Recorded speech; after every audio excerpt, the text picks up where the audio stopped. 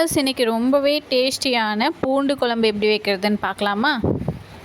பூண்டு குழம்பு வைக்கிறதுக்கு ஒரு 4 கட்டி அளவுக்கு பூண்டு எடுத்திருக்கேன். அண்ட் கொஞ்சமாக சின்ன வெங்காயம், ஒரு பெரிய சைஸ் அளவுக்கு புளி எடுத்து தனியாக ஊற வச்சுக்கோங்க. நம்ம எடுத்து வச்சுருந்த பூண்டு, வெங்காயம் இதெல்லாம் ஒளிச்சு சின்ன சின்னதாக கட் பண்ணி எடுத்து வச்சுக்கோங்க. நெக்ஸ்ட்டு கடாய் அடுப்பில் வச்சுட்டு 1.5 குழிக்கரண்டி அளவுக்கு நல்லெண்ணெய் ஆட் பண்ணிக்கோங்க. எண்ணெய் நல்லா காஞ்சதும் அதில் கொஞ்சமாக வெந்தயம் பொரிஞ்சதுக்கப்புறம் கொஞ்சமாக கருவேப்பிலை ஆட் பண்ணிக்கோங்க.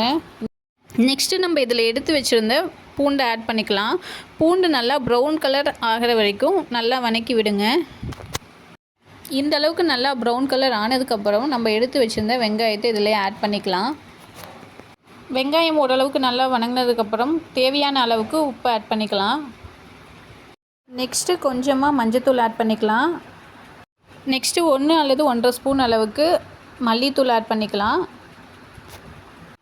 காரத்துக்கு மிளகாத்தூள் 1 அல்லது 1.5 ஸ்பூன் அளவுக்கு ஆட் பண்ணிக்கோங்க. உங்களுக்கு எவ்வளோ காரம் தேவைப்படுதோ அந்தளவுக்கு காரத்துக்கு மிளகாத்தூள் ஆட் பண்ணிக்கோங்க. ஆட் பண்ணதுக்கப்புறம் நல்லா வதக்கி விடுங்க.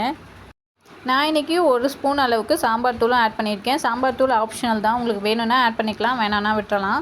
ஆட் பண்ணிவிட்டு நம்ம புளி எடுத்து வச்சுருந்தோம் இல்லையா, அந்த புளியை எடுத்து கரைச்சி வச்சுருந்தேன். அந்த புளி கரைசலையும் இதிலேயே ஆட் பண்ணிக்கலாம். இது நல்லா கொதிக்கட்டும். குழம்புக்கு ஒரு தக்காளியை நம்ம கரைச்சி எடுத்து ஊற்றிக்கலாம். நீங்கள் கையில் கரைச்சிங்கனாலும் சரி, மிக்சியில் போட்டு எடுத்திங்கனாலும் சரி, இந்தளவுக்கு நல்லா கரைச்சிட்டு இதில் குழம்புலையே ஊற்றிக்கலாம். தக்காளி ஊற்றினதுக்கப்புறம் குழம்பு நல்லா கொதிக்கட்டும். இந்தளவுக்கு நல்லா கொதித்து ஆயிலெலாம் மேலே வந்ததுக்கப்புறம் நீங்கள் இறக்கிடலாம். அவ்வளோதாங்க, சூப்பர் அண்ட் சுவையான பூண்டு குழம்பு ரெடி. நீங்களும் ஒன்ஸ் வீட்டில் இதை ட்ரை பண்ணி பார்த்துட்டு கமெண்ட் பண்ணுங்கள். நெக்ஸ்ட் வீடியோவில் பார்க்கலாம். பை.